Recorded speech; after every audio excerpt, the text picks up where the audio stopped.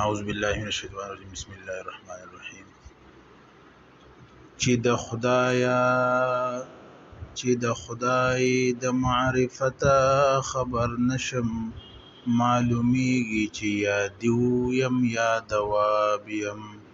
که صورت می د سړی دی زی سکړم